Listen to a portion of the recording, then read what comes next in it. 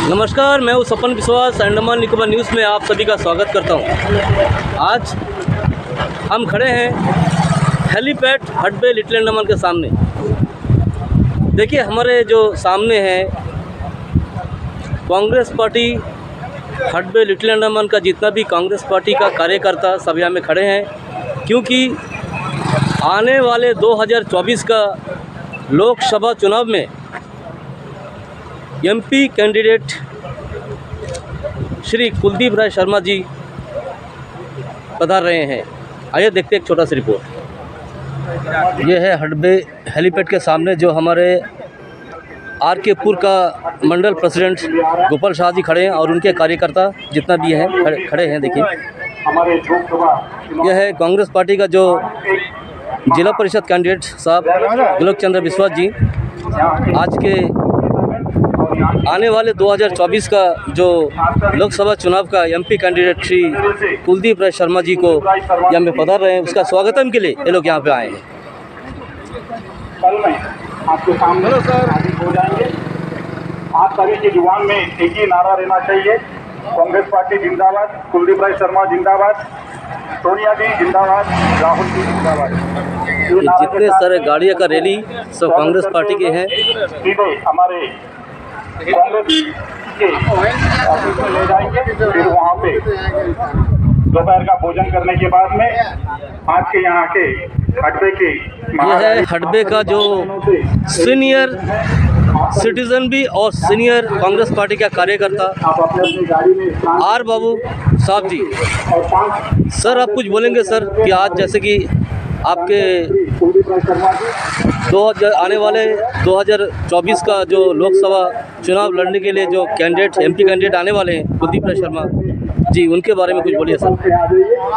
अभी इसके बारे में सारा प्रजा को जानता, अधिकार प्रजा के हाथ में है, ऑफिसर्स के हाथ में नहीं है। अभी भारत का संविधान बचाने के लिए, लोकतंत्र बचाने के लिए, डेमोक्रेसी बचाने के लिए, अपना वोटर का अधिकार बचाने के लिए कांग्रेस को लेके आना, ऐसे देश बचाना चाहिए। वो सबको दिल में होना चाहिए। देश बचाना मांगता, अपना संविधान बचाना मांगता, लोकतंत्र बचाना मांगता, कांग्रेस को लेके आइए। धन्यवाद। जैसे कि आपने अभी सुने हैं सीनियर कांग्रेस पार्टी का जो कार्यकर्ता लीडर्स आर बाबू।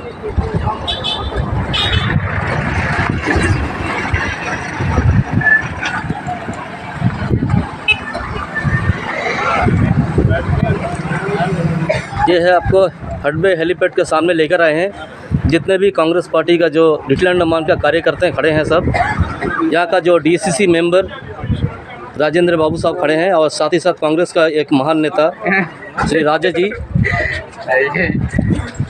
सर, ये जो आज लिटिल अंडमान में जो 2024 का लोकसभा चुनाव के लिए जो कैंडिडेट आ रहे हैं श्री कुलदीप राय शर्मा जी, इनके बारे में कुछ बोलना चाहेंगे? तो भाई साहब अभी नहीं बोलना चाहेंगे, चलिए आगे देखते हैं।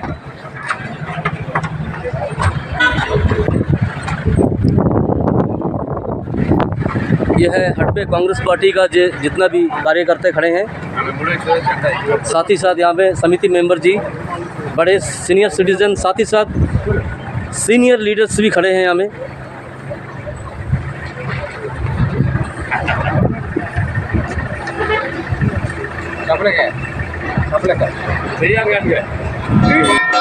एक एमपी का ड्यूटी क्या है? एमपी बोलने से हम लोग का पोस्टमैन है।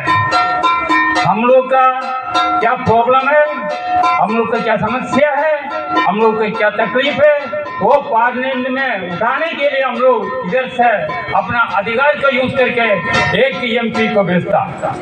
वो एमपी हम लोग का बसा का बैठता नहीं है, हम लोग का बसा का काम करता नहीं है, हम लोग बसा का चाय पीते वो नहीं है, हम लोग का समस्या पार्लियामेंट में उठाता नहीं उठाता। कोई चीज आपको देखना चाहिए। इसलिए हमेशा अंडमान निकोबार में ये आइलैंड नहीं है, बहुत आइलैंड है। हर जगह में, हर टाइम में रोडवेज जाने नहीं सकता। हम लोग का एक ही मकसद है, हम लोग का प्रॉब्लम, हम लोग का दुख, हम लोग का समस्या पार्लियामेंट में उठाता नहीं उठाता। अच्छा, वो ऐसी होता है। अभी हम एक चीज आपको कहना होता है, ये बीजेपी पार्टी का भाई लोग, नेता लोग मीटिंग डाल के उन लोग पूछता 65 साल में क्या किया। हम उन लोग को ये पूछना बनता 65 साल में कांग्रेस का सरकार भारत में क्या नहीं किया करके आप लोग बताने लगता। 65 साल में भारत में क्या नहीं किया करके आप लोग बताओ।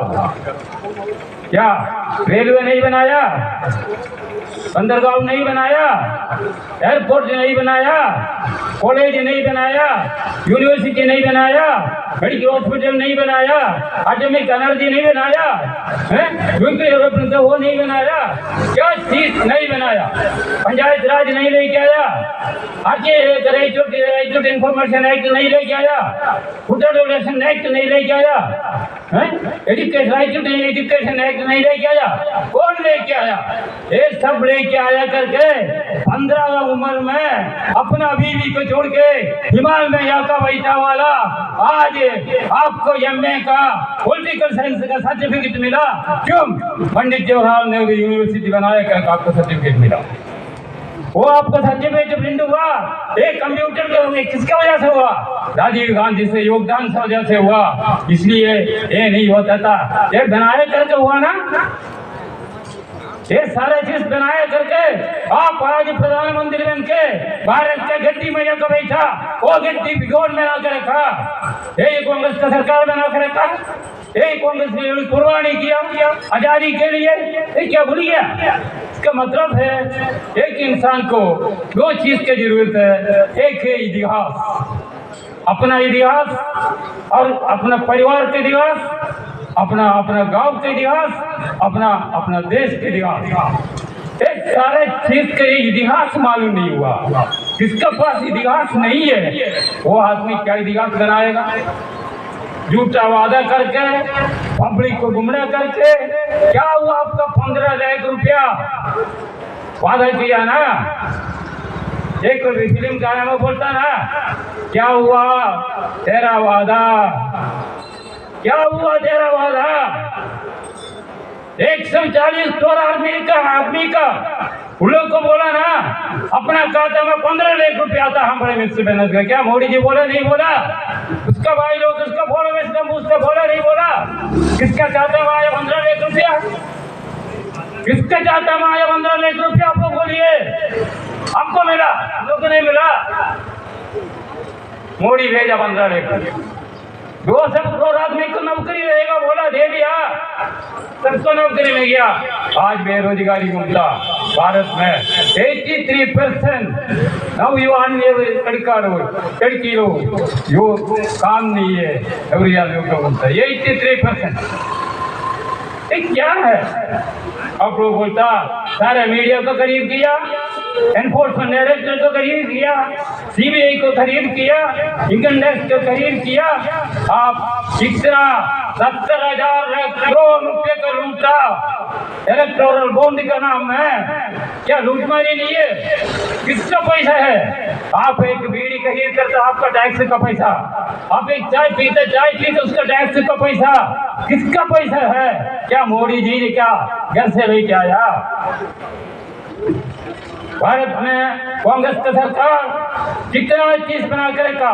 सारा पब्लिक सेक्टर बंद कर दिया, सारा रेलवे बिक्री कर दिया, सारा एयरपोर्ट बिक्री कर दिया। क्या चीज बाकी रखा? सारा मिनरल के माइन से बिक्री किया। क्या चीज बाकी रखा है? आप लोग सोच कर देखो। हमें बोलने वाला चीज आप लोग घर में जाकर बैठ के रात का सोचो क्या सच है झूठा है। मोदी जी का माफी, झूठा बोलने वाला नहीं है कांग्रेस वाला। मोदी जी को नोबेल प्राइज देना चाहिए। दुनिया में सबसे झूठ बोलने वाला इंसान है मोदी। झूठ बोलता, झूठ ही बोलेगा। ये सच उसके जिंदगी में नहीं है, उसके कुंडली में नहीं है, ये पार्टी का कुंडली में नहीं है। लोग क्या करना बनता? आपको एक अधिकार मिला। अधिकार और पावर दो चीज है। अधिकार बोलने से आपका प्रजा को होता, पावर बोलने से किसको होता? ऑफिसर्स को होता, IAS वाले लोग को होता। ये पावर दूसरा है, अधिकार दूसरा है। आपका अधिकार यूज करके आप एक अंगुली से आप अधिकार को रखे एक गवर्नमेंट को बनाया। सबसे ज्यादा पावर आपका अधिकार है, वो अधिकार को खत्म करना मांगता। दुनिया में सबसे बड़ा संविधान है, सबसे बड़ा लोकतंत्र है, सबसे बड़ा डेमोक्रेसी है, उसको खत्म करना मांगते मोदी जी। देश के सारा संपत्ति बिक्री किया, सबको दिया अपना दोस्त को साथ में। आप लोग को क्या दिया? आप लोग सोच कर देखो, क्या महंगाई है, क्या बेरोजगारी है, क्या स्वास्थ्य देगा, क्या है, क्या शिक्षा मिलता है आप लोग को? ये सब कौन करता? बीजेपी की सरकार करता। इसलिए आपको ये एक बात तो बोलना बनता, आजादी बोलने से क्या है, आपका हाथ अच्छा से घुमा नहीं सकता, अच्छा से घुमाओ, यही आजादी। ये हाथ किसी को भी कंधा में नहीं लग रहा, यही आजादी। ये आजादी आपको मिला भारत का संविधान के बदले में मिला। आप भारत का संविधान बनाया, बाबूराम अम्बेडकर का संविधान की वजह से आपको अधिकार मिला। आप लोग पूर्व लोग कहाँ से आया, इधर आपका अधिकार नहीं था, आप मुंह खोलने नहीं सकता। आज आप एक रुपया का आदमी है, इस स्टेज में खड़े होकर भारत के प्राइम मिनिस्टर को क्रिटिसाइज करने के लिए हम लोग का अधिकार है, राष्ट्रपति को क्रिटिसाइज करने हम लोग का अधिकार है। सर आप ही नहीं देना अधिकार, ये अधिकार क्या है? ये संविधान का योगदान, संविधान का दिया हुआ चीज है। ये संविधान बदली करना बनता मोदी जी, ये संविधान को खत्म करना बनता, देश के लोकतंत्र को एकदम मिटाना बनता, खाना सही में क्या बनता।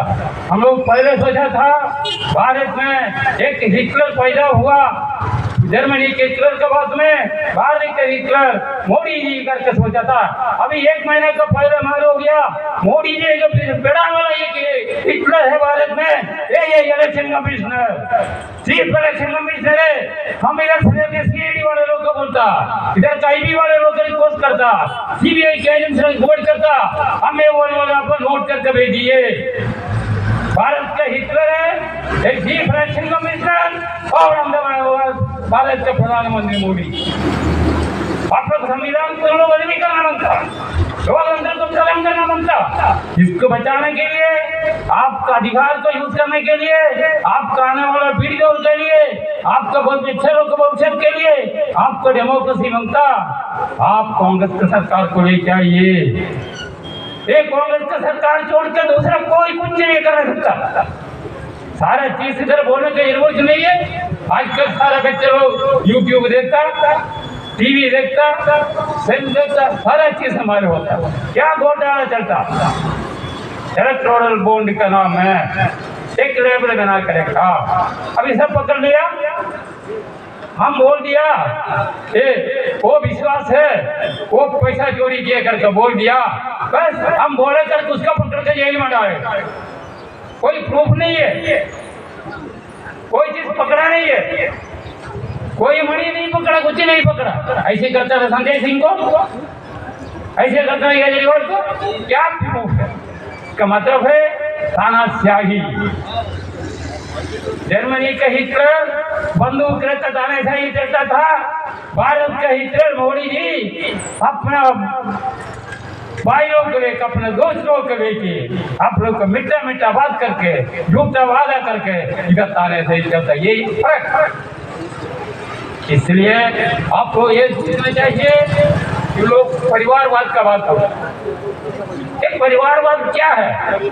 क्या नेहरू का परिवार है? गुलजार नंदा, क्या लाल बहादुर शास्त्री, क्या गांधी जी का परिवार है?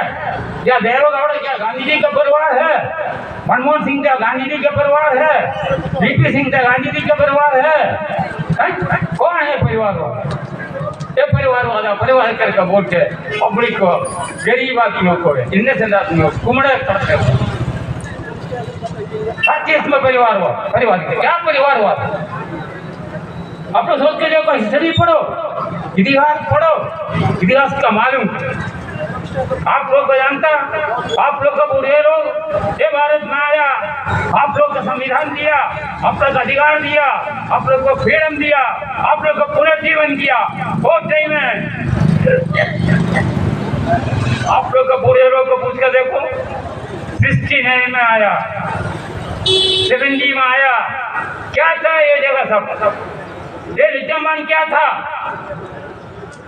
आप कपड़े लोग को पूछो, आप लोग को क्या नहीं दिया? ना कपड़ा नहीं दिया, खाना नहीं दिया, घर बनाने की चीज नहीं दिया, क्या दिन में दिन नहीं दिया? क्या चीज नहीं दिया? क्या शिक्षा नहीं दिया? स्वास्थ्य नहीं दिया? सारे चीज दिया। क्या आप लोग के लिए रोड नहीं बनाया?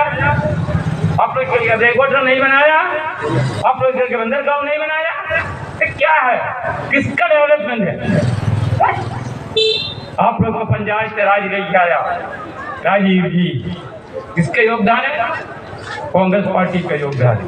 और तो उसका क्या किया? सीएम उसने क्या नहीं किया वो बताओ। हमें ये बात क्यों बोलने से उसका फॉलोवर, उसका भाई लोग, उसका गैरंग में जाकर बैठ कर सोचो, क्या ये चीज सच्ची है झूठा है?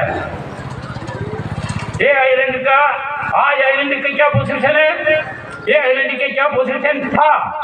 अभी उन लोग को नहीं जानता। आज के बच्चे लोग को पूरे लोग को पूछने का पूछ कर देखो इधर आने का टाइम क्या था, आज ये हुआ, किसका योगदान है? कौन सा सरकार का योगदान है? कौन सा पार्टी का सरकार का योगदान है? आपको मालूम? आप लोग को शिक्षा रहता है, आप लोग को मेडिकल बनाया, सारे चीज बनाया, हार्बर बनाया, आप लोग का बिजनेस सब आया था। आप लोग थोड़ा सोच कर देखो, ये झंडा पकड़ने से नहीं होता। आप लोग की जिंदगी में आप लोग का पूर्वजों का इतिहास को पढ़ो, आप लोग के इतिहास को मालूम करो।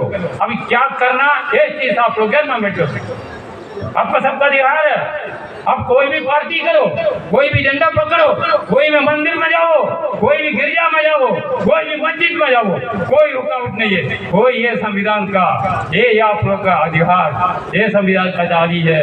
ये चीज आप लोग करो, आप लोग सोच कर करो। क्या करने से आगे वाला में आपको पीढ़ियों के लिए, आपके बच्चे लोग के भविष्य के लिए, बेरोजगारी खत्म करने के लिए, महंगाई खत्म करने के लिए, आपके बच्चे लोग को शिक्षा मिलने के लिए, आपके बच्चे लोग को स्वास्थ्य मिलने के लिए, आपके बच्चे का रोज गुजारा चलाने के लिए क्या करना, किसका सरकार ले जाना, ये चीज आप लोग घर में जाकर बैठ कर सोचो।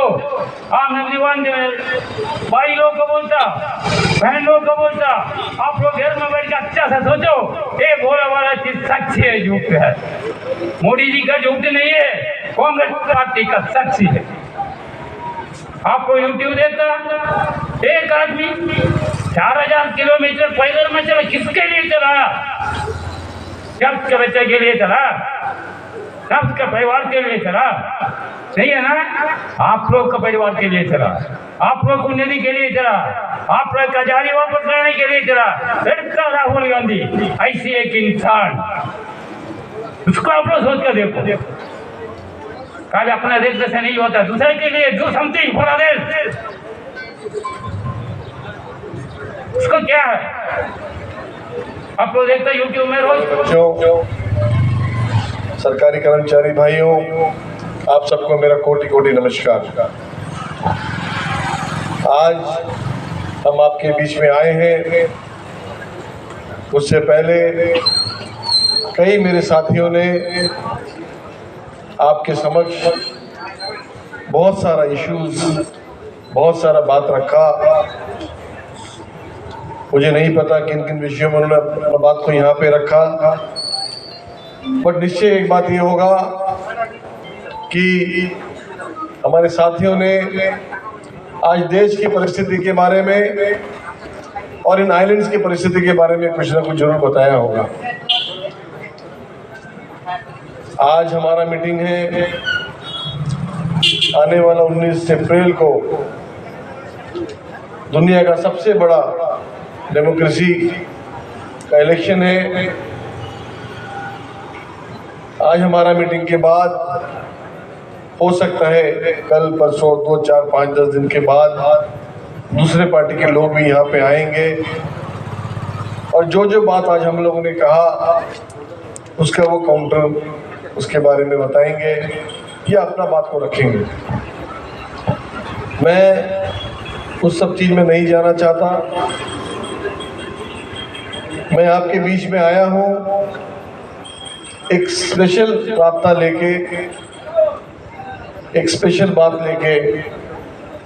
सबसे पहले तो मैं आप सबको अपने दिल की अंतरात्मा से कोटि कोटि नमस्कार करता हूं कि आप लोगों का आशीर्वाद से 2019 में मुझे अंडमान निकोबार का मेंबर ऑफ पार्लियामेंट बनने का मौका मिला।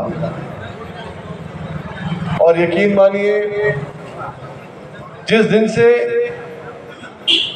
एज मेंबर ऑफ पार्लियामेंट में इलेक्ट हुआ, उस दिन से आज तक मैंने बहुत ही ईमानदारी के साथ, सच्चाई के साथ जो जिम्मेवारी आप लोगों ने मुझे दिया था उसे निभाने का पूरा कोशिश किया। मैं आप सबको बहुत बहुत धन्यवाद देना चाहूँगा कि जो 5 साल आपने मेरा साथ दिया और मेरा इस छोटा सा दिमाग के अंदर में जो भी बात था, मेरे दिल के अंदर में जो भी बात था,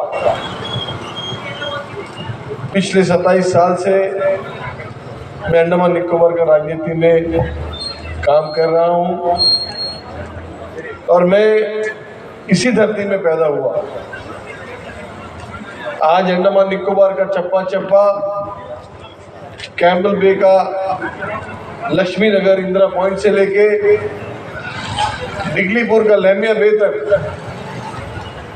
ये जो हमारा 700 किलोमीटर का आइलैंड है, जिसमें 850 आइलैंड्स हैं, इसका हर कोना कोना में गया, हर इशू को समझने का कोशिश किया, जानने का कोशिश किया, अंडमान निकोबार को समझने का कोशिश किया, अंडमान निकोबार का स्ट्रेंथ क्या है, ताकत क्या है, उसको समझने का कोशिश किया और अंडमान निकोबार का वीकनेस क्या है उसे भी समझने का कोशिश किया। एक बहुत लंबा जर्नी है और इस जर्नी में मेरे दिल दिमाग में जो भी मुझे समझ आया, कुछ सोच को मैं कोशिश किया कि किसी न किसी तरीके से उसे अमल करूं। आज अगर अंडमान निकोबार का हम बात करते हैं तो इसमें कोई दो राय नहीं है कि अंडमान निकोबार के अंदर में बहुत सारे इश्यूज हैं। आप किसी से भी मिलिएगा, किसी से भी मिलिएगा, हर आदमी परेशान है। कोई मेडिकल को लेके परेशान है, कोई शिप का टिकट को लेके परेशान है, कोई बच्चों का पढ़ाई को लेके परेशान है, कोई महंगाई को लेके परेशान है, कोई कनेक्टिविटी को लेके परेशान है, कोई अनएम्प्लॉयमेंट को लेके परेशान है। हर आदमी परेशान है। अंडमान निकोबार एक दूर दराज एरिया है। मुख्य भूमि से 1250 किलोमीटर दूर पोर्ट ब्लेयर हमारा सेंटर है। पोर्ट ब्लेयर से 350 किलोमीटर कैंपबेल बे और पोर्ट ब्लेयर से 350 किलोमीटर दिगलीपुर। ये जो 700 किलोमीटर का स्ट्रेच है, इसमें बहुत इश्यूज हैं और ये इश्यूज को हर पॉलिटिकल पार्टी, हर नेता अपने अपने तरीके से करने का कोशिश करता है। आज आपके बीच में, हमारे बीच में पंचायती राज संगठन है, आज हमारे बीच में म्युनिसिपल काउंसिल है। तो जो भी अलग अलग बॉडीज़ हैं, जो भी अलग अलग लीडर्स हैं, चाहे वो कोई भी पॉलिटिकल पार्टी का हो, कि मैं, देखिए मेरा एक नेचर है, हम कभी किसी का क्रिटिसाइज नहीं करता। मेरा ये मानना है, मेरा ये सोच है कि जनता के बीच में जब हम जाते हैं तो मेरा ये फ़र्ज़ है कि मेरे को जो जिम्मेवारी मिला या मैं जिस पद के लिए जनता के सामने हाथ जोड़ के विनती करता हूँ, उस पद को मैं कैसे जस्टिफाई कर सकूँ। मेरा ये काम नहीं है कि मंच पे चढ़ के किसी को बुरा बोलना, किसी को चोर बोलना, किसी को अच्छा बोलना। हर किसी के लिए अपना अपना एजेंसी है। कोई गलत करेगा तो उसके लिए हिंदुस्तान का संविधान में कानून है और उस कानून के तहत उसे सजा मिलेगा। दुख का बात यह है कि आज जो पॉलिटिकल जो स्तर है, पॉलिटिकल जो डिग्निटी है, वो बहुत गिर चुका है। आज बेसिकली लोग एक दूसरे के ऊपर में आरोप लगा के, एक दूसरे को नीचा दिखा के, किसी को बुरा बोल के अपना फ़ायदा उठाने का काम करते हैं। मैं इस चीज़ को नहीं मानता, इसलिए मेरा 27 साल का जो पॉलिटिकल जर्नी है, कोई भी एक इंसान नहीं बोल सकता कि आज तक मैंने कभी किसी इंसान को बुरा बोला या स्टेज में कभी किसी को क्रिटिसाइज किया, क्योंकि वो उस चीज़ का हक मेरा नहीं है। उस चीज़ का हक देश का कानून के पास में है और उस चीज़ का हक मालिक के हाथ में है, इंसान के हाथ में नहीं है। जो जैसा करेगा, जो जैसा कर्म करेगा, वो अपना उस फल का भागीदार होगा, हकदार होगा। तो साथियों, दोस्तों, जहाँ तक मेरा सवाल है, देखिए, मैंने अपने इस 5 साल के कार्यकाल में मेरा जो बहुत सारे मुद्दे पे मैंने कोशिश किया, जो अंडमान का जो मेजर इश्यूज़ है, उस इश्यूज़ को उस पर काम करने की कोशिश किया। मेरा सबसे बड़ा जो सोच था वो ये था कि अंडमान निकोबार में पानी एक बहुत बड़ा समस्या है। जैसा हम जानते हैं, जल ही जीवन है। बिना पानी का ना इंसान जी सकता है, ना एक चिड़िया, छोटा सा चिड़िया या एक छोटा सा कीड़ा, कोई भी नहीं जी सकता। इंसान के जीवन में पानी का एक बहुत बड़ा अहम रोल है। इसलिए आज मेरा ये प्रयास है, मेरा ये कोशिश था कि पहले दिन से लेके आज तक अंडमान निकोबार के अंदर में जहाँ जहाँ जो पानी का हमारा फैसिलिटीज़ है, जहाँ में पानी है, उस जगह को किसी न किसी तरीके से वो पानी को स्टोर करने का हमको काम करना है। क्योंकि हम डेवलपमेंट का जब बात करते हैं, डेवलपमेंट का सीधा सीधा जो नाता है, जो रिश्ता है, वो पानी के साथ में है।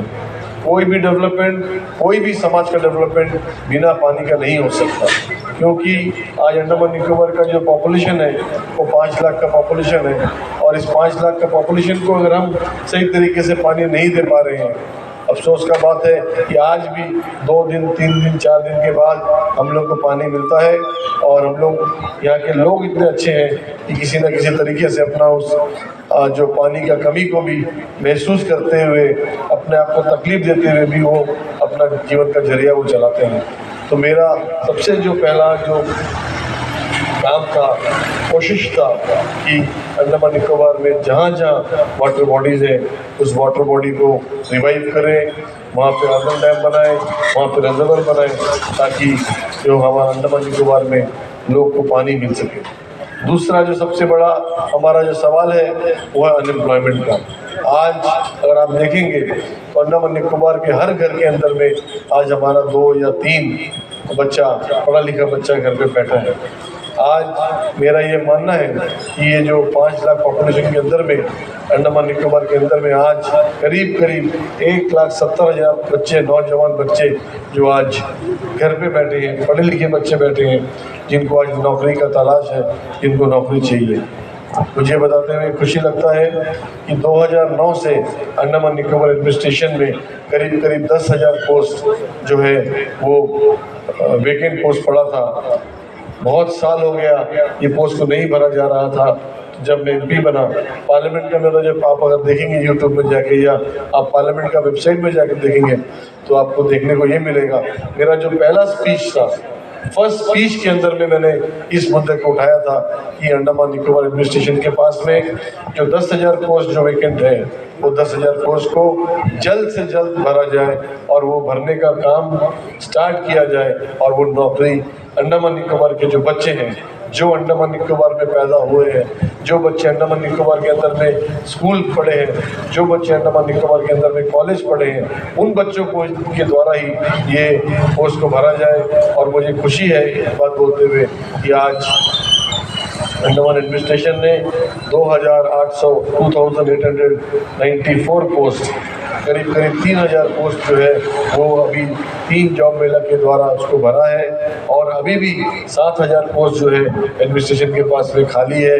मेरा ये प्रयास है कि आने वाले दिनों में भी ये जो 7,000 पोस्ट है, इसको जल्द से जल्द इसको भरें, ताकि हमारे बहुत सारे जो नौजवान बच्चे हैं उनको नौकरी मिल सके। क्योंकि देखने को ये मिला है काफ़ी हमारे जो बच्चे हैं जो ग्रेजुएशन किए हैं, चाहे टीचर्स का हो, चाहे अलग अलग, चाहे वो जेई हो, चाहे वो फार्मेसी का हो, चाहे वो नर्सिंग का हो, काफ़ी बच्चे आके मुझसे मिलते हैं जब मैं पोर्टल में रहता हूँ, और वो एक बात का अफसोस जाहिर करते हैं कि उनको पढ़ के 3, 4, 5, 6, 7, 8 साल हो गया और अभी कोई भी वैकेंसी इन दिनों में नहीं निकला, तो आज उनका एज भी ख़त्म हो गया, उनको मौका नहीं मिलता है। तो मेरा ये प्रयास है कि जल्द से जल्द ये जो 7,000 पोस्ट है इसको भरा जाए, और साथ ही साथ मैं ये भी कोशिश कर रहा हूँ कि जो हमारे बच्चों को चांस नहीं मिला उनको एलजी साहब से रिक्वेस्ट करके उनको 1 टाइम एज रिलैक्सेशन देके उन सभी बच्चों को भी एक मौका दे, ताकि हमारे बच्चों को जो छूटे हुए जो बच्चे हैं उनको एक चांस मिल सके। तो मेरा ये प्रयास है कि मैं कोशिश करूँगा आने वाले बहुत ही जल्द ये जो 7,000 जो पोस्ट खाली है इसको जल्द से जल्द भरा जाए। तीसरा जो एक बड़ा इशू अंडमान निकोबार के अंदर में है वो है हेल्थ का इशू। आज हम लोग के पास में कोई ऐसा बड़ा हॉस्पिटल नहीं है, कोई सुपर स्पेशलिस्ट हॉस्पिटल नहीं है जिससे हम लोग का यहाँ पे इलाज हो सके। मैंने ये बात अंडमान एडमिनिस्ट्रेशन के साथ टेकअप किया, मैंने ये बात गवर्नमेंट ऑफ इंडिया के साथ टेकअप किया, और मैंने ये बात पार्लियामेंट में भी टेकअप किया। देखिए इशू क्या है, मैं आपसे कुछ बात शेयर करना चाहूँगा। जो सिस्टम के अंदर में कहाँ कमी है, किस तरीके का कमी है, और कोई काम अगर नहीं होता है तो उसका पीछे रीज़न क्या है। बेसिकली अंडमान निकोबार के अंदर में आज बहुत सारा डॉक्टर का जो पोस्ट है वो पोस्ट खाली है, और स्पेशली जो सुपर स्पेशलिस्ट पोस्ट है, सुपर स्पेशलिस्ट का जो पोस्ट है वो बहुत सारा पोस्ट खाली है। ये पोस्ट खाली रहने का रीज़न ये है कि क्योंकि हम लोग का जो अंडमान का एडमिनिस्ट्रेशन में जो डॉक्टर्स का जो पेमेंट था वो पेमेंट बहुत कम था, इसीलिए कोई भी जो बड़ा डॉक्टर है, सुपर स्पेशलिस्ट डॉक्टर है, वो मेनलैंड से अंडमान नहीं आना चाहता। क्योंकि मेनलैंड में रहते हुए चाहे चेन्नई हो, कोलकाता हो, दिल्ली हो, हैदराबाद हो, बेंगलोर हो, कहीं भी है जो बड़ा बड़ा शहर से डॉक्टर्स आते हैं, तो वो अपने घर में रह के अपना परिवार के साथ रह के उनका पेमेंट इतना ज़्यादा उनको मिलता है, तो वो अंडमान एक दूर दराज एरिया में आके कोई नौकरी नहीं करना चाहता। तो मैंने इस चीज़ को टेकअप किया एडमिनिस्ट्रेशन के साथ में, और एडमिनिस्ट्रेशन से रिक्वेस्ट किया कि ये सुपर स्पेशलिस्ट डॉक्टर है, इनका जो पेमेंट है इसका पेमेंट को बढ़ाया जाए। और मुझे खुशी है कि एडमिनिस्ट्रेशन ने मेरी बात सुन के डॉक्टर्स का जो पेमेंट है उसको बढ़ाया है, जिससे कुछ डॉक्टर्स, अभी भी पूरा डॉक्टर नहीं आया, पर कुछ डॉक्टर्स अभी अंडमान में अभी जीवन हॉस्पिटल में आए हैं, जिससे काम चलाने के लिए कुछ थोड़ा मोड़ा हम लोग का काम चलता है। और अभी भी जो इंटर आइलैंड है वहाँ पे डॉक्टर्स का कमी है, और हमारे जो लोग हैं वो बेचारे परेशान होते हैं। आमतौर पे ये देखा गया जो इंटर आइलैंड के लोग हैं वो बेचारे गरीब लोग हैं, यहाँ से पोर्टल जाना उनके लिए बहुत बड़ा बात है, क्योंकि अगर कोई बीमार होता है उनको रेफ़र किया जाता है तो एक इंसान, चाहे माँ हो चाहे बहन हो, वो अकेला नहीं जा पाती, उनके साथ में उनको अपना माँ को या हस्बैंड को या पिताजी को लेके जाना पड़ता है। तो यहाँ से 2 या 3 आदमी जाते हैं, यहाँ से जाने का खर्चा, वापस आने का खर्चा, वहाँ पे लॉज में रहने का खर्चा, फिर हॉस्पिटल जाने का खर्चा, वहाँ पे खाने पीने का खर्चा, ट्रीटमेंट का पैसा, बहुत बड़ा पैसा है गरीब आदमी को जो नहीं एफोर्ड कर पाता। इसीलिए मेरा एक कोशिश है, प्रयास है कि जल्द से जल्द जो हमारा मेडिकल कॉलेज है, जो हम सबको पता है कि आज 2017 में अंडमान निकोबार में मेडिकल कॉलेज खुल गया, तो जल्द से जल्द हम लोग का प्रयास है, कोशिश है कि यहाँ पे एक पीजी का courses, post graduate courses Andaman में स्टार्ट किया जाए, जिससे अगर स्टार्ट हो जाता है तो अंडमान के बच्चे हर साल अंडमान का जो मेडिकल कॉलेज है अंडमान का, उसका उससे 88 डॉक्टर्स, 88 डॉक्टर्स अंडमान के बच्चे जो पास आउट होते हैं, जो कैंपल बेस से लेकर डिग्रीपुर तक का बच्चे, आपका हडवे का बच्चा, आपका आरकेपुर का बच्चा भी, उसमें काफ़ी बच्चे हैं जो आज डॉक्टर MBBS पढ़ रहे हैं, या जो अपने आप को क्वालिफाई करके पढ़ के जो बाहर जा चुके हैं। तो मेरा ये प्रयास है कि जल्द से जल्द आने वाला साल, एक साल के अंदर में पीजी का कोर्सेज स्टार्ट करें।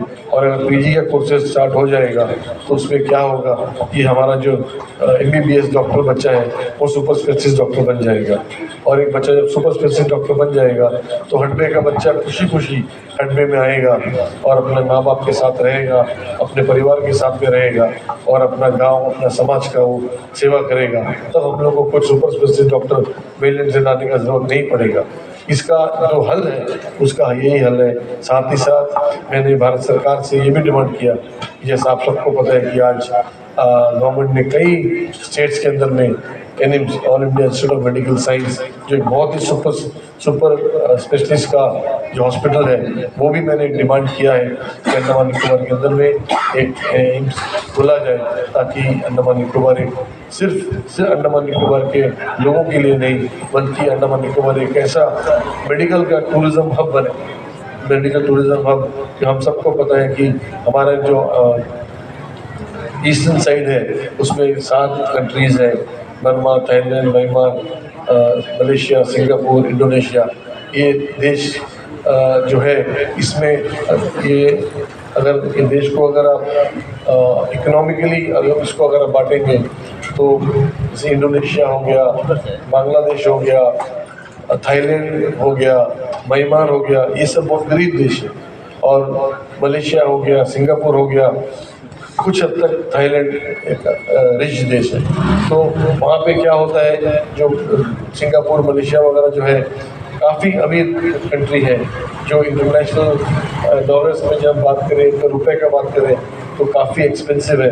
तो वहाँ का जो गरीब आदमी है वहाँ पर ट्रीटमेंट अफोर्ड नहीं कर पाता है। तो वो ऐसे लोग को अगर अंडमान निकोबार में हम एक बहुत बड़ा मेडिकल हब बनाएंगे, मेडिकल टूरिज्म का एक बड़ा सेंटर बनाएंगे, तो वो देश के जो गरीब लोग हैं, अंडमान का लोग का भला तो होगा, बट साथ में वहाँ जो गरीब लोग हैं वो लोग भी अंडमान में आएंगे अपना ट्रीटमेंट कराने के लिए। तो उससे क्या होगा, अंडमान में इकोनॉमी बढ़ेगा, अंडमान का मार्केट के अंदर में पैसा आएगा।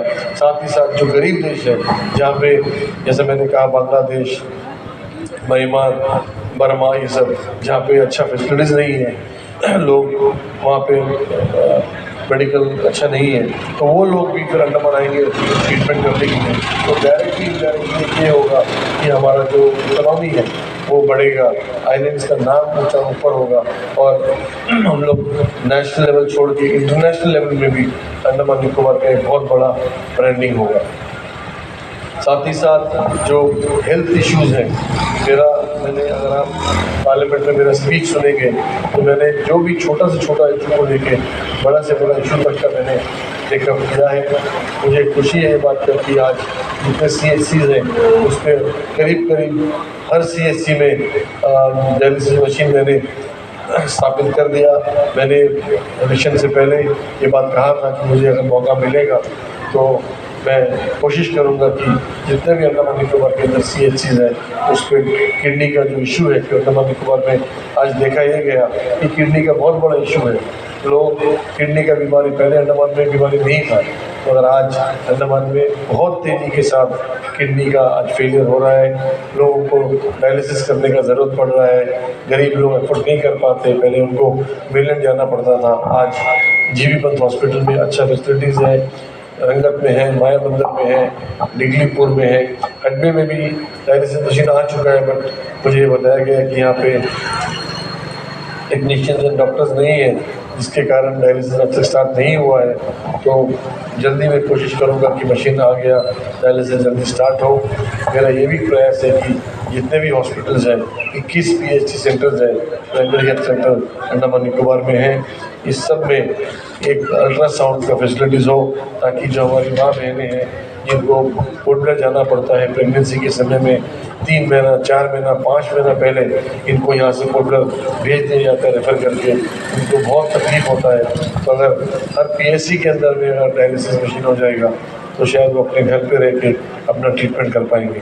साथ ही साथ एक बात और देखने को ये मिला है कि जब कोई एक्सीडेंट होता है, कोई सीरियस पेशेंट होता है, तो हम लोग को यहाँ से उनको रेफ़र करना एक बहुत मुश्किल वाला काम होता है, कभी बोट से जाना पड़ता है, कभी हेलीकॉप्टर से जाना पड़ता है, बट जो सीरियस पेशेंट्स हैं उनको बहुत तकलीफ़ होता है। तो मैंने ये भी डिमांड किया है कि अंडमान निकोबार में एक स्पेशल एयर एम्बुलेंस हो, जिसमें डॉक्टर के साथ, नर्स के साथ, ऑक्सीजन के साथ और जो भी पैरामेडिकल जो किट है, किट के साथ में एक जगह जो एम्बुलेंस हो, एक हेलीकॉप्टर ऐसा हो जिसमें सारा का सारा मेडिकल फैसिलिटीज़ हो, और कभी कोई सीरियस पेशेंट होता है तो वो आके उनको एयरलिफ्ट करके उड़कर यहाँ से लेके जा सके। साथ ही साथ पहले जब कांग्रेस का गवर्नमेंट था तब जो पेशेंट जाता था उसके साथ जो अटेंडर जाता था उनका फ्री जो एयरलिफ्ट किया जाता था, ठीक है, मगर आज उनका पैसा लिया जा रहा है, तो ये गरीब आदमी एफर्ट नहीं कर पाता है। तो मैंने ये कोशिश किया है और डिमांड भी रखा है अंडमान एडमिनिस्ट्रेशन के सामने में कि जो रेफर केस है उनका जो पैसा है वो माफ़ किया जाए।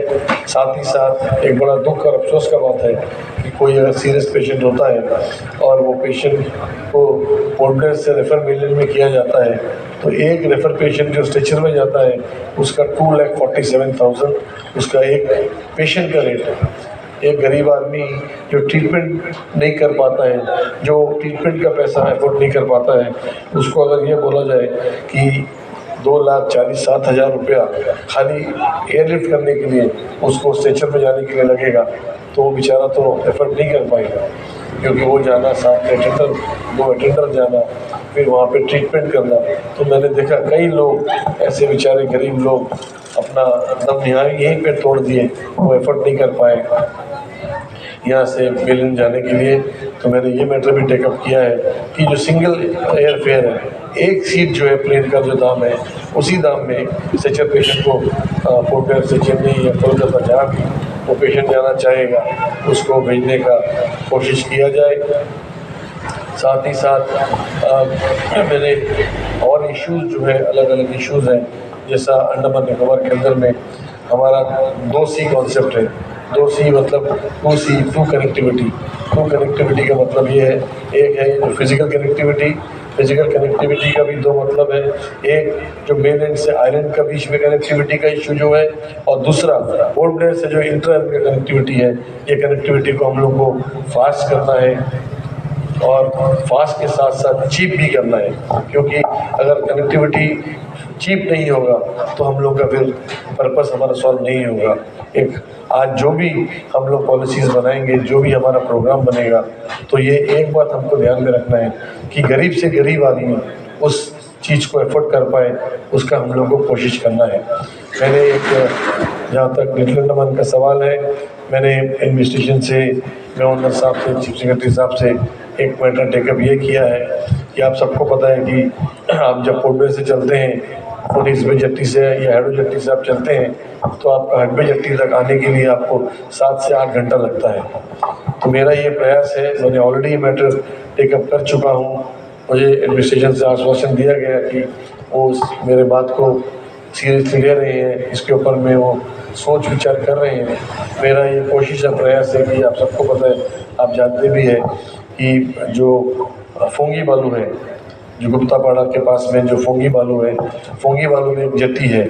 जब सुनामी आया था उसके बाद में वहाँ पे एक जेट्टी बनाया गया था, 22 करोड़ का सरकार का बजट से, जो हम लोग टैक्स पेयर का जो पैसा से एक जेट्टी वहाँ पे बना था।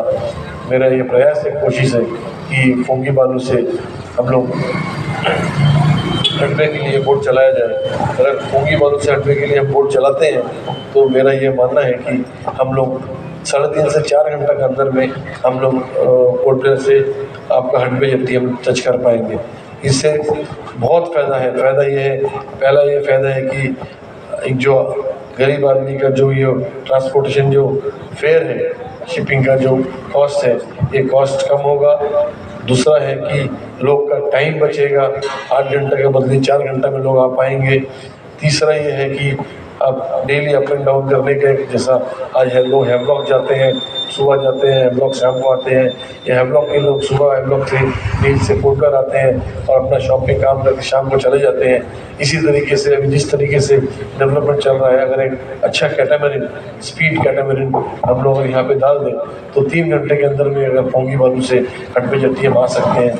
यहाँ अगर हम एक बोट यहाँ रखें, स्पीड बोट कैटामरीन का तरह अगर अच्छा बोट रखें, तो सुबह आप यहाँ से पोर्टब्लेयर जाके शाम को वापस पोर्टब्लेयर से आप यहाँ वापस आ सकते हैं। तो ये कनेक्टिविटी का जो एक एग्जाम्पल मैंने आपके सामने में रखा, इस तरीके का आइलैंड टू आइलैंड कनेक्टिविटी, बहुत सारा ऐसा पॉइंट्स है जिन पॉइंट्स को अगर हम कनेक्ट करें तो जो ट्रैवलिंग टाइम है, ट्रैवलिंग डिस्टेंस है, वो बहुत कम हो जाएगा। दूसरा, जो मेनलैंड से हमारा आइलैंड में आने का जो कनेक्टिविटी का बात है, क्योंकि एक चीज़ हम लोग को देखने को ये मिला है कि हमारा जो एयर फेयर है, देखिए आज हमारे पास में करीब 4 या 5 बड़ा जहाज़ है। जो जहाज़ यहाँ से चेन्नई जाता है, कोलकाता जाता है, विशाखापट्टनम जाता है, और देखने को ये मिलता है कि आज 1200 का कैपेसिटी, करीब 800, 900, 1000, 1200 का कैपेसिटी हर जहाज़ का है। मगर आज अगर आप डाटा उठा के देखेंगे तो जहाज़ में आजकल कोई ट्रैवल नहीं करता। अगर आप पूरा साल का डाटा देखेंगे, सेलिंग को देखेंगे, तो एक सेलिंग में 100 आदमी, 80 आदमी, 120 आदमी, 140 आदमी, 60 आदमी, इस तरीके का लोग ट्रैवल करते हैं जहाज़ में। और आपको जान के हैरानी होगा कि देखिए जहाज़ का जो कॉस्टिंग है वो बहुत ज़्यादा कॉस्टिंग है।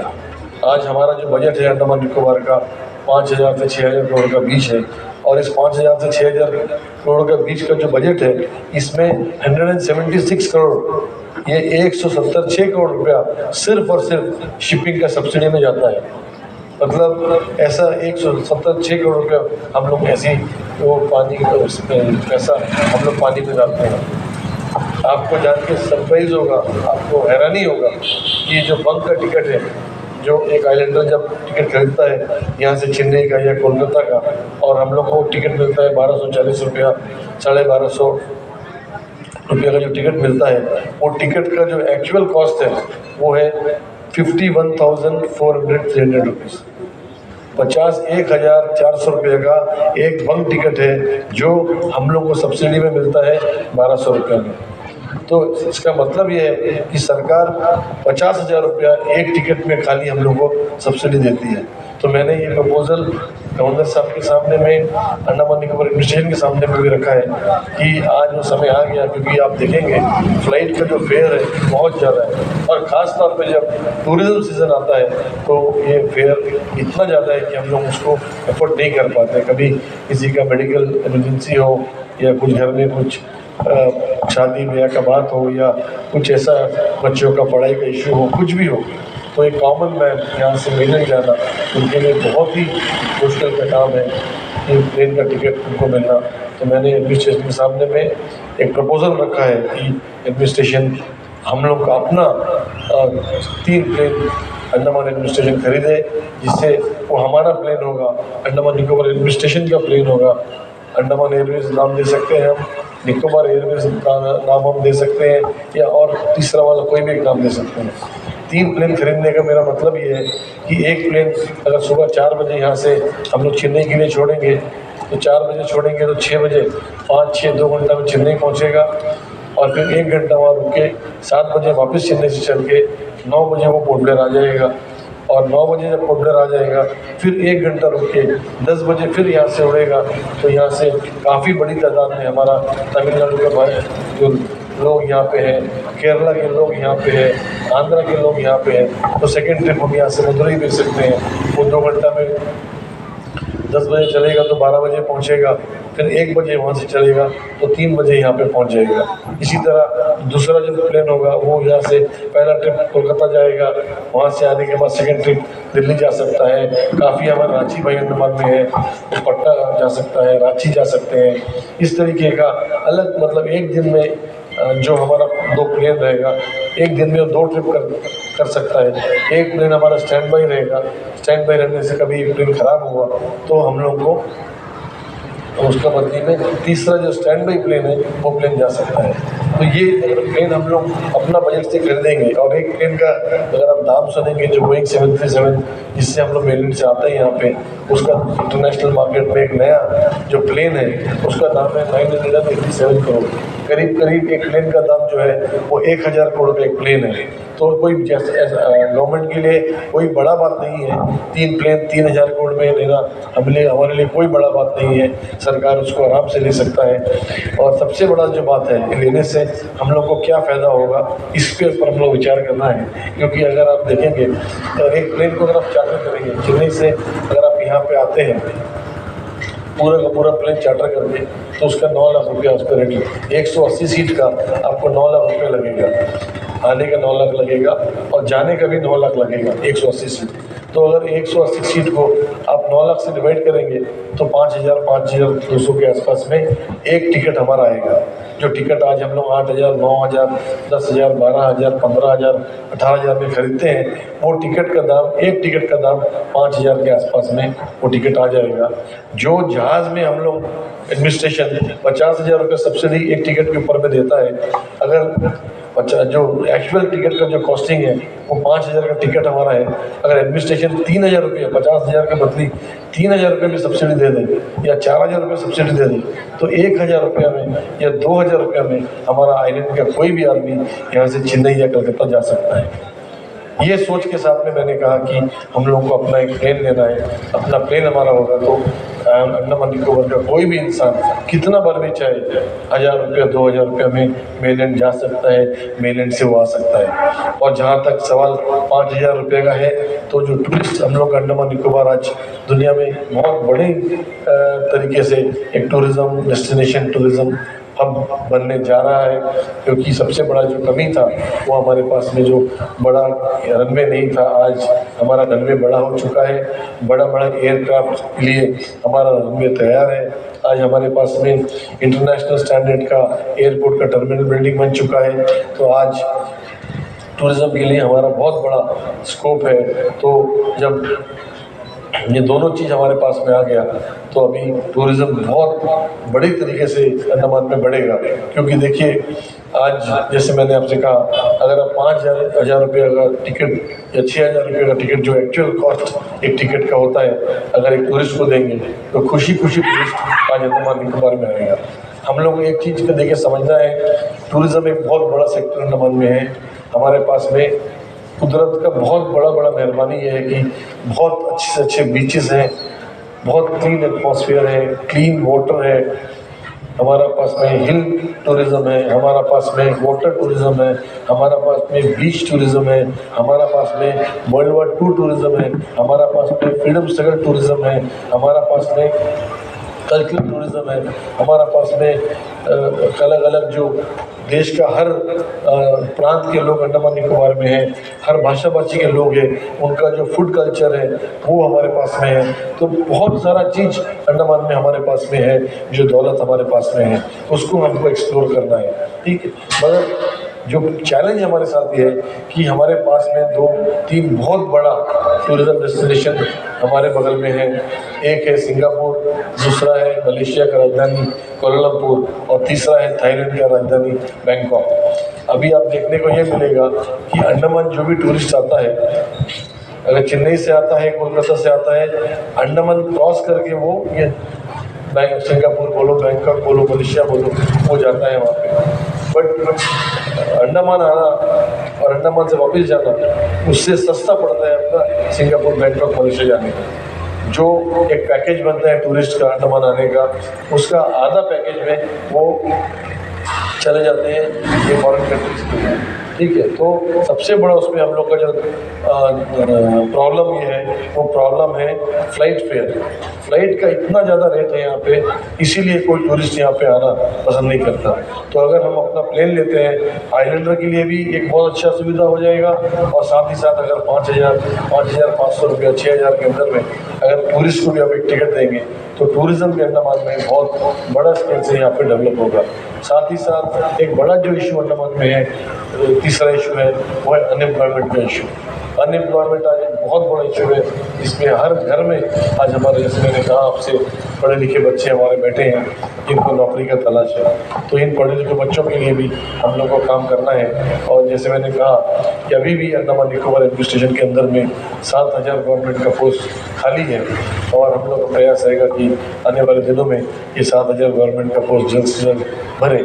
इसके साथ साथ खाली मैंने आपसे ये भी कहा कि आज करीब 1,70,000 1,75,000 हमारे पास में नौजवान बच्चे हैं जिनको नौकरी का तलाश है।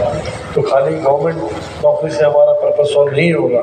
आज समय आ गया कि हम लोग को प्राइवेट सेक्टर में हम लोग को काम करना है, प्राइवेट सेक्टर में काम करके जॉब को क्रिएट करना है ताकि हमारे बच्चों को जॉब मिल सके। और मुझे बताते हुए बड़ा खुशी है कि आज अंडमान निकोबार के अंदर में एक जो एक OFC केबल आया, ऑप्टिक फाइबर केबल, जो चेन्नई से पोर्ट ब्लेयर से हडबे कनेक्ट करते हुए निकोबार कमोटा कैमल में और पोर्ट ब्लेयर से आपका दिगलीपुर तक का जो लाइन बिछा है जिसमें 2 टेराबाइट हमारा बैंडविड्थ कनेक्शन है। 2 में एग्जांपल मैं आपको टेक्निकली अगर मैं आपको एग्जांपल दूँ, टेक्निकली बताऊँ तो आज इतना ज़्यादा हमारे पास में इंटरनेट का बैंडविड्थ है। मान लो एग्जांपल के तौर पे 2 लाख रुपए हमारे पास में है और आज पूरा अंडमान निकोबार उसको खर्च करता है सिर्फ 200 रुपये। 2 टेराबाइट में हम लोग हमारा पास में बैंडविड्थ है, मतलब 2 लाख रुपये हमारी जेब में है, मगर आज के दिन में पूरा अंडमान निकोबार मिल के भी जो इंटरनेट में खर्चा करते हैं हम लोग वो सिर्फ और सिर्फ 200 रुपये है। तो आज बहुत बड़ा स्केल में आज हमारे पास में इंटरनेट का अब जो कनेक्टिविटी का हमारे पास में बैंडविड्थ है, उसको हमको एक्सप्लोर करना है। एक्सप्लोर कैसे करना है? एक्सप्लोर ये करना है कि हम लोग को यहाँ पे ज़्यादा से ज़्यादा IT का जो इंडस्ट्री है उसको ओपन करना है, जिसमें बहुत सारे कॉल सेंटर्स, बहुत सारा डाटा सेंटर हमको यहाँ पे क्रिएट करना है ताकि अंडमान निकोबार के जो बच्चे हैं, चाहे वो दिगलीपुर में एक सेंटर क्रिएट करना है, मायाबंदर में एक सेंटर क्रिएट करना है, रंगत में एक सेंटर क्रिएट करना है, पोर्ट ब्लेयर में एक सेंटर क्रिएट करना है, हडबे में करना है, कैमल में निकोबार में करना है, कमोटा में करना है, कैमल में करना है, ताकि ये अगर हम इस तरीके का IT का कॉल सेंटर्स या डाटा सेंटर क्रिएट कर देंगे तो फिर हडबे का जो बच्चा है उसको हडबे छोड़ के कहीं भी जाने का ज़रूरत नहीं पड़ेगा। हडबे का बच्चा हडबे में नौकरी करेगा, कार्निकोबार का बच्चा कार्निकोबार में नौकरी करेगा, कैमल बे का बच्चा कैमल बे में नौकरी करेगा। क्योंकि देखिए ये कॉन्सेप्ट मैं आपको बताना चाहूँगा कि IT इंडस्ट्री में क्या बेसिक कॉन्सेप्ट है। एक छोटा सा एग्जांपल मैं आपको देना चाहूँगा। हमारे पास में जो एक देश है जो IT में बहुत आगे जा चुका है, टूरिज़्म में बहुत आगे जा चुका है, जो बहुत छोटा सा देश है। इतना छोटा देश है कि लिटिल अंडमान जो है, आप लिटिल अंडमान का अगर लैंड का अगर बात करें, पूरा लिटिल अंडमान का अगर एरिया का बात करें तो लिटिल अंडमान जो है 749 स्क्वायर किलोमीटर का एरिया है। लिटिल अंडमान पूरा लिटिल अंडमान जो आपका है वो 749 स्क्वायर किलोमीटर एरिया है। और हम लोग जो दुनिया का एक बहुत बड़ा देश, बहुत फेमस देश जिसको हम जानते हैं सिंगापुर का नाम से, सिंगापुर जो है वो आपका लिटिल अंडमान से छोटा है। सिंगापुर सिर्फ 720 स्क्वायर किलोमीटर है, मगर 720 स्क्वायर किलोमीटर सिंगापुर है। हर चीज़ वहाँ पर आर्टिफिशियल है। समंदर का सुंदर बीच है, मगर बीच भी आर्टिफिशियल बीच है। दुनिया का कोई दूसरा कोना से बालू को उठा के ला के सिंगापुर में डाल के वहाँ पे सिर्फ रॉक बेड है, बस जो काला पत्थर है, पत्थर का बेड है वहाँ पे समुद्र में। उसके ऊपर में आसपास के देश से बालू को ला के वहाँ पे डाल के सुंदर वो लोगों ने बीच बनाया। आज अंडमान निकोबार के एडमिनिस्ट्रेशन का डाटा अगर आप देखें तो 2018 लास्ट अंडमान का वेबसाइट में अगर आप जाके देखें तो लास्ट डाटा जो लोग चलाए हैं 2018 का डाटा चलाए हैं। 2018 का डाटा के हिसाब से अंडमान निकोबार में 2018 में सबसे ज़्यादा जो टूरिस्ट आया था वो 5 लाख टूरिस्ट आया था।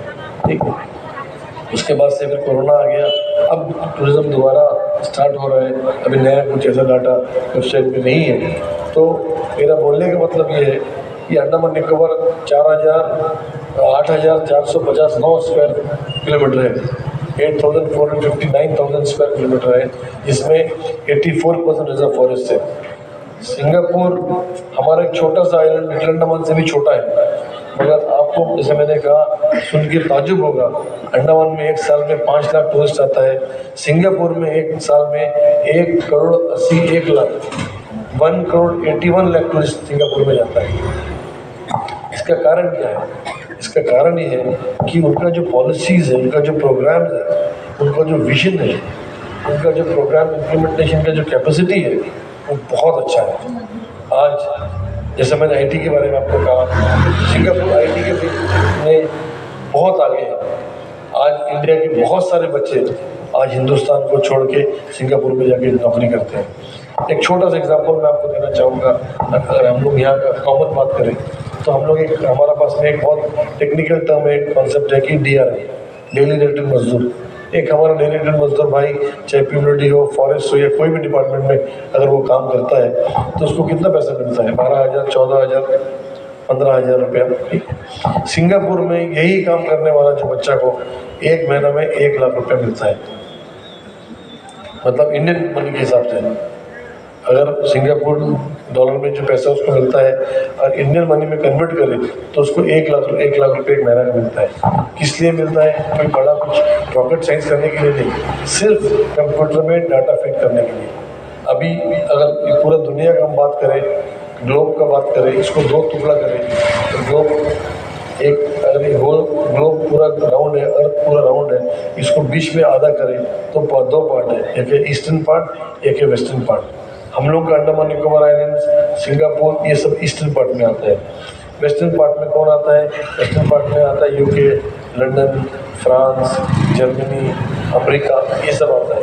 तो ये सब जो देश है आज वर्ल्ड का मोस्ट पावरफुल और मोस्ट एडवांस देश है। तो जब हम लोग का रात होता है तो उनका सुबह होता है, जब उनका सुबह होता है तो हम लोग का रात होता है। हम लोग बेसिकली हम लोग जो टाइम जोन है वो सिंगापुर का टाइम जोन के आसपास हम लोग का टाइम जोन है, उस टाइम जोन में हम लोग पढ़ते हैं। तो होता क्या है, जो बड़े बड़े मल्टीनेशनल कंपनीज है, ये कंपनी जब अपना दिन भर काम करते हैं, जब शाम होता है उनको जब घर जाना होता है तो वो लोग सारा का सारा डाटा को ट्रांसफ़र कर देते हैं सिंगापुर में। और तब सिंगापुर में सुबह होता है, सिंगापुर में सुबह होता है तो फिर लोग जाते हैं वहाँ पे दिन भर काम करते हैं। तो जो डाटा उनको मिलता है वो डाटा को कंपाइल करके उसको अकाउंटिंग करके जब जिनका शाम होता है तो ये दोबारा नेट में उसमें डाल देते हैं। तो जब डालते हैं तो उनका सुबह होता है, उनका जब सुबह होता है तो रेडीमेड डाटा उनको मिल जाता है। तो ये साइकिल चलता है पूरा का पूरा, क्योंकि वो वेस्टर्न कंट्रीज जो बड़े बड़े देश हैं वो 1 सेकेंड अपना वेस्ट नहीं करते, अब डेवलपमेंट का टाइम 1 सेकेंड वेस्ट नहीं करते। इसका मतलब जब वो घर जाते हैं सोने के लिए अपना, तब भी वो अपना सारा का सारा डाटा सिंगापुर भेज देते हैं। तो सिंगापुर में जब दिन भर काम होता है, जब वो शाम होता है तो वो लोग फिर डाटा जर्मनी का, लंदन का, अमेरिका का उनको वापस दे देते हैं। तो मेरे बोलने का मतलब ये है कि जो डाटा जो दिन भर का कॉल सेंटर्स और डाटा सेंटर जो है, इसमें जो बच्चे काम करते हैं सिर्फ उनका डाटा को लेके कंपाइल करते हैं और उसको अकाउंटिंग करते हैं। वो बच्चे को 1 लाख रुपये मिलता है। हम लोग के काफ़ी बच्चे जो है वो टैलेंटेड है कंप्यूटर्स वगैरह में, तो हम लोग को 1 लाख रुपये नहीं चाहिए हमको। अगर हडबे का एक बच्चा हडबे में रह के उसको 1 लाख वाला जो सिंगापुर का नौकरी का 40,000 रुपये भी घर में मिले तो हमारा एक बच्चा खुशी खुशी यहाँ पे अपना माँ बाप के साथ में रह के घर में रह के वो अपना कमाई कर सकता है। तो उससे फ़ायदा क्या होगा? उससे फ़ायदा ये होगा कि यहाँ में हमारे बच्चों को नौकरी मिलेगा और अच्छा पैसा मिलेगा, 1 नंबर। और 2 नंबर बात यह है कि हम लोग सिंगापुर का जो मार्केट है वो मार्केट को हम अपना तरफ खींच सकते हैं। कैसे खींच सकते हैं? क्योंकि जो काम सिंगापुर एक आदमी का, जो लंदन का कंपनी है या अमेरिका का कंपनी है, वो मान लो 10,000 बच्चों को 10,000 लोग को हायर किया जॉब में, काम में, और हर बच्चा को 1 लाख रुपये देता है महीना में। और वही काम अगर हम लोग अंडमान निकोबार का 10,000 बच्चों को वो काम मिलता है और वो 1 लाख रुपया नहीं दे के अगर 40,000 रुपये हम लोग को देता है तो वो कंपनी का भी बहुत बेनिफिट होगा, उसका भी पैसा बचेगा, तो उनके लिए भी फ़ायदा होगा, हम लोग के लिए भी फायदा होगा। तो बहुत बड़ा स्केल में हम लोग को ज़रूरत है कि आईटी इंडस्ट्री के ऊपर में हमको काम करना है, और मैंने काफ़ी इसके ऊपर काम किया भी है। बट मैं बहुत खुशी था कि OFC केबल जब आया था, बहुत कोशिश किया मैंने ऑप्टिक फाइबर केबल लाने के लिए, और आज हमारे बीच में आ भी गया। बट जब ऑप्टिक फाइबर केबल आया और जब मैं ये प्रपोजल लेके जो बड़े बड़े कंपनीज हैं, इन्फोसिस के पास में, TCS के पास में जब मैं गया, उनसे बात किया, तो उन्होंने एक बात ये कहा कि हम लोग ज़रूर अंडमान आना चाहेंगे, क्योंकि अंडमान का जो खासियत ये है कि एक बहुत ही नीट एंड क्लीन एटमॉस्फेयर है, यहाँ पे पोल्यूशन नहीं है, और यहाँ पे जो लेबर है, मतलब हमारे नौजवान बच्चे मिलेंगे, उनको ट्रेनिंग दे के वो काम में ले सकते हैं। बट उनका जो बात को लेके वो आगे नहीं बढ़ रहे थे, वो ये था कि जो ऑप्टिक फाइबर केबल चेन्नई से खुलकर आया है 1200-1250 किलोमीटर तय करके, उनका ये बात कहने का था कि अगर ये कभी जो केबल अगर पंचर हो जाएगा, या कभी कुछ सुनामी आ गया, जो प्लेट दूसरा प्लेट से रब हो गया, या कभी ये सब कुछ हुआ और अगर वो पंचर हो गया केबल, तो ये 1250 किलोमीटर में कहाँ पे केबल पंचर हुआ उसको ढूंढने में हम लोग को टाइम लग जाएगा, उसको रिपेयर करने के लिए टाइम लग जाएगा। तो हम लोग को बहुत बड़ा इसमें लॉस हो जाएगा, हमारा जो मार्केट है वो हम मेरे हाथ से निकल जाएगा। इसलिए एक सिंगल केबल है तो हम लोग इस पर रिस्क नहीं ले सकते। आप लोग कोशिश कीजिएगा कि और एक केबल डालें, ताकि 2 केबल होगा, अगर एक केबल ख़राब भी होगा तो एक केबल से जो उनका जो डाटा है वो ट्रांसफ़र हो पाएगा। तो मुझे बताते हुए ये खुशी भी लगता है कि मैंने कोशिश किया, प्रयास किया, और आज एक केबल ऑलरेडी DPR बन चुका है, जो डिगलीपुर का लेमिया पे है, वहाँ से लेके पुरी तक का। तो वो केबल अगर हो जाएगा तो चेन्नई से पोर्ट ब्लेयर, पोर्ट ब्लेयर से डिगलीपुर, डिगलीपुर से पुरी, एक पूरा का पूरा सर्कल केबल बन जाएगा। वो हो जाएगा तो मैं आशा करता हूँ कि बहुत सारे मल्टीनेशनल कंपनीज अंडमान में आएंगे और हमारे बच्चों को नौकरी मिलेगा। इस तरीके का बहुत सारे इश्यूज़ हैं जो मैं आपके सामने में आपको बताना चाहता हूँ, बट समय काफ़ी हो गया, मार्केट भी बंद हो रहा है, तो हम आपके बीच में आज आए हैं और मैं आपका ज़्यादा वक्त नहीं लेना चाहूँगा। बस यही विनती प्रार्थना करूँगा कि मुझे 19 तारीख को इलेक्शन है, इस इलेक्शन में आप आशीर्वाद जरूर दीजिएगा, ताकि जो बच्चा काम है।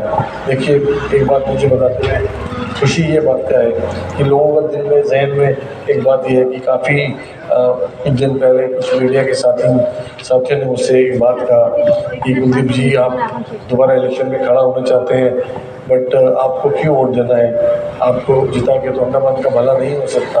अगर आप जीतेंगे तो अंडमान का डेवलपमेंट नहीं होगा, क्योंकि अंडमान के MP आप होंगे और दिल्ली में कोई और सरकार होगा तो डबल इंजन सरकार नहीं होगा, सिंगल इंजन सरकार होगा, तो अंडमान का डेवलपमेंट नहीं हो सकता। डेवलपमेंट तभी होगा जब डबल इंजन सरकार होगा। तो मैंने उससे एक बात पूछा कि आप ऐसा क्यों बोलते हैं, आपका बोलने का कारण क्या है सर? तो बोले कि नहीं, आप इधर जीत जाएगा तो सब डेवलपमेंट बंद हो जाएगा, सारा काम बंद हो जाएगा।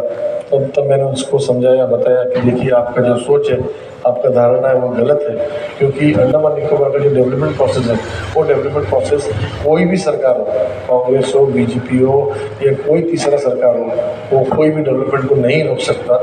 जो पैसा अंडमान निकोबार को मिलना है वो पैसा अंडमान निकोबार को मिलेगा। 5,000 से 6,000 करोड़ का जो पैसा अंडमान को मिलता है हर साल, वो पैसा मिलेगा, और उसमें से सिर्फ 1200 से 1500 करोड़ रुपये है जो हमारा डेवलपमेंट, फ्यूचर डेवलपमेंट के लिए लगता है। बाकी सारा का सारा बैकलॉग हमारा जो 30,000 गवर्नमेंट सर्वेंट्स हैं उनके लिए, सब्सिडी के लिए, जो आज तक का जितना कैमल पे से डिगलीपुर तक का जो एसेट क्रिएट हुआ है, चाहे स्कूल हो, अस्पताल हो, गवर्नमेंट बिल्डिंग्स हो, जो भी हो, उसका मेंटेनेंस के लिए 1,000 करोड़ रुपये लग जाता है। तो मोटा मोटी 1,000 से 1,200 करोड़ रुपये ही हमको मिलता है, जिससे हमारा डेवलपमेंट का काम होता है। तो मैंने उसे ये कहा कि देखिए, मेरा ये 5 साल के अंदर में मुझे बताते हुए बहुत फ़ख्र है, मैं अपने आप को बहुत अच्छा फील करता हूँ कि आज से पहले जितने भी MPs थे, आप ऑफिशियली आप अंडमान एडमिनिस्ट्रेशन के डाटा में जाइए, भारत सरकार के डाटा में जाइए, कहीं भी जाइएगा, आप देखिएगा पिछला 5 साल में मुझे सिर्फ 3.5 साल काम करने का मौका मिला। यकीन मानिए, 3.5 साल सिर्फ मुझे काम करने का मौका मिला, क्योंकि 1.5 साल जो था कोरोना में सब कुछ स्टैंड स्टिल था, लॉकडाउन था और मुझे काम करने का मौका नहीं मिला। और इस 3.5 साल के अंदर में भी मैं अगर पर्सनल अपना फीलिंग शेयर आपसे शेयर करूं तो सिर्फ मुझे 2.5 साल ही मिला काम करने के लिए, क्योंकि जब MP बन के गया था यहाँ से आप लोगों का आशीर्वाद से, तो बहुत कुछ था, बहुत एनर्जी था कि नहीं मतलब बहुत कुछ करना है, एक मौका मिला है तो पूरा कुछ काम करना है। तो जब ये पार्लियामेंट में गया तो बहुत अच्छा फील किया, बहुत एक पॉजिटिव वाइब्रेशन मिला, जहाँ पे नेहरू जी, इंदिरा जी, मतलब देश के बड़े बड़े लोग, जो देश का संविधान जहाँ बना, जहाँ से देश चलता है, वहाँ आप लोगों का आशीर्वाद से उस जगह तक मुझे पहुँचने का मौका मिला। तो गया, अच्छा लगा, बहुत अच्छा लगा। मगर जब जाने के बाद में 2, 4, 5, 10 दिन के बाद में बहुत नर्वस हो गया कि लगा कि नहीं MP तो बन गया, मगर बनने के बाद में शायद ये मेरा जगह नहीं है। इतना नर्वस हो गया था, घबरा गया था, क्योंकि वो इतना बड़ा सब्जेक्ट वहाँ पे है, पूरा देश वहाँ से चलता है। जो भी उधर बात होता था मेरे को कुछ समझ नहीं आता था, सारा बात मेरे सिर के ऊपर से जाता था, सब कुछ सिर के ऊपर से जाता था। और मैं बैठ के भगवान को याद करता था कि आ तो गया, मगर अभी क्या करेगा, जो विश्वास के साथ में जनता मेरे को यहाँ पे भेजा है, हमको कुछ समझ नहीं आता वहाँ पे। एक बात ये था। दूसरा बात क्या था, अब हम यहाँ से तो सिंगल MP गया, मेजोरिटी में MP हमारा BJP के साथी थे, 303 MP BJP के थे, कांग्रेस का सिर्फ 52 MPs था। अब 52 MPs में क्या था, 18 हमारा MP था कांग्रेस का केरला से थे, 9 MP हमारा था तमिलनाडु से, 10 MP हमारा था पंजाब से। तो मतलब जो कांग्रेस के MPs थे वो मोटा मोटी एक ग्रुप में था, बड़ा ग्रुप में था, और सिंगल MP हम एक था, और उड़ीसा का एक था, बिहार का एक था। नया था तो हम लोग का आपस में परिचय भी नहीं हुआ था, एक दूसरे को जानते भी नहीं थे, ठीक है। तो अब शौक कहाँ पे लगा था, शौक कि BJP के जितने सीनियर MPs थे, ठीक है, वो जितना जूनियर MP था, पहला बार MP था, वो सबको बगल में बैठाते थे लोग, और बैठा के सब कुछ सिखाते थे कि क्या सिस्टम है, क्या रूल है, क्या रेगुलेशन है, क्या एक्ट है, क्या अमेंडमेंट है, क्या क्वेश्चन अवर है, क्या स्टार अवर है, क्या अनस्टार अवर है, क्या 377 है, क्या प्राइवेट मेंबर बिल है। ये तो बहुत बड़ा सब्जेक्ट है, ठीक है। और हम लोग को बात करने वाला कोई नहीं था, समझाने के बाद तो छोड़ दीजिए, बात करने वाला कोई नहीं था, तो बड़ा अफसोस होता था। तो 1 महीना तो काफ़ी शॉक में गया, डिप्रेशन में गया, फिर अपने आप को संभाला कि नहीं, जनता जब भेजा है मेरे को कुछ काम करने के लिए तो हमको काम करना है। तो यकीन मानिए फिर मेरा स्कूल में भी इतना पढ़ाई नहीं किया, मेरे कॉलेज लाइफ में हम 2 इंजीनियरिंग डिग्री लिया, पढ़ाई नहीं करा, उससे कई गुना ज़्यादा हम पार्लियामेंट में पढ़ा जाएंगे। लाइब्रेरी 9 बजे खुलता था और रात को 9 बजे बंद होता था। लाइब्रेरी खुलने का पहले और लाइब्रेरी बंद होने तक का वहाँ हमको लाइब्रेरी नाइट पढ़ता था, सर टाइम हो गया, चल कुछ जाता था, वहाँ से किताब लाता था, रात भर पढ़ता था। और इतना पढ़ाई किया कि कुछ तो कुछ समझने का कोशिश किया, कुछ समझा। और अंडमान निकोबार का जितना इशूज़ है आप लोग पार्लियामेंट के वेबसाइट में जाके आप देख सकते हैं, यूट्यूब चैनल में मेरा है, शायद अंडमान निकोबार का ऐसा कोई इशू नहीं है जो इस पार्लियामेंट में मैं नहीं उठाया, सारा का सारा इशू उठा दिया। और इस तरीके से उठाया, मुझे ये बात बोलते फख्र है कि जो हमारा बजट 1 साल का 5,000-6,000 करोड़ है, मैंने ये बजट को अंडमान निकोबार में इतना बड़ा प्रोजेक्ट लाने का काम किया कि आज 85,000 करोड़ 85,000 करोड़ रुपया आज अंडमान के हमको पाइपलाइन में डाल चुका है। अंडमान में बड़ा से बड़ा प्रोजेक्ट आज अंडमान में आने वाला है, DPR बन चुका है, कई टेंडरिंग स्टेज में है। तो जैसे आपको मैं इसलिए कह रहा था कि जो मेरे मीडिया के साथी ने जब मुझे बताया और जब मैं उसे बताया कि मैंने क्या क्या काम किया है, तो उनको बड़ा अफसोस हुआ, कि शौक लगा कि भाई इतना काम आप कर दिया, हम लोगों को पता नहीं। तो मेरा बोलने का ये मतलब है कि बहुत सारा काम अभी अधूरा है, जो काम को पूरा करना है अंडमान का लोगों के लिए, उनका चेहरा में हंसी लाना बहुत ज़रूरी है। जो मेजर इश्यूज़ है, आज लैंड एक बहुत बड़ा इशू है। आज जो मैंने ये चीज़ को टेकअप किया है कि 2012 से पहले जितना भी एनक्रोचमेंट है, सारा का सारा एनक्रोचमेंट को रेगुलाइज किया जाए, क्योंकि लास्ट में एनक्रोचमेंट रेगुलाइज हुआ था राजीव जी के द्वारा 1970 pre-78 एनक्रोचमेंट को रेगुलाइज होने का हुआ था। उसके बाद आज तक कुछ भी रेगुलाइज नहीं हुआ। तो 2012 का पहले जितना एनक्रोचमेंट है उसको रेगुलाइज किया जाए।